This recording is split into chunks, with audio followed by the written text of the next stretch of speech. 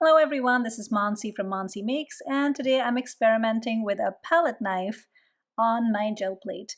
Now, I have never done this before, so, I figured there's a first time for everything, and I just decided to paint a desert scene on my gel plate. So I first started out with brayering some blue to make the background, and here you see me using a palette knife to make the sun and some sand dunes with some browns and ochres and yellows and just kind of mixing colors on the gel plate using my gel plate as a palette.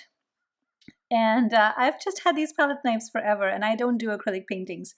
So don't quote me on technique here, but I was just having fun, and I just figured, there would be another thing to try out and another way of using acrylics on the gel plate. And I'm using the placement tool here as a guide to help me with overlapping all these different things on this painting. And then I decided to make a cactus using my fingers. I mean, why not? Fingers are good as anything else. So I just kind of overlapped all this imagery onto this painting, so to speak, and it looked pretty good, but also very childish. I mean, my 6-year-old could easily have made that. So I had decided to add some texture, but then the texture became a bit too much, and I didn't want it to be quite that overpowering. So I just used a wet wipe, and here you see me wiping away some of that extra stencil texture that I didn't want on my painting. I still liked the idea of it in the background, but I didn't want it to overpower the actual image. Then I did what I usually do with mixed media pieces. Here you see me, this is a previous video, but I wanted to show you how I clean my brayers. I basically don't.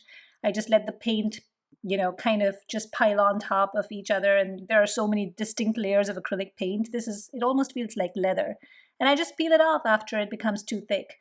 So here you see me peeling off some of that paint, dried up acrylic paint, layers and layers of it from my brayer, and using that as a collage piece, as a mixed media piece on this acrylic painting. So I just stuck everything together and it gave it a lot of dimension. It was really cool.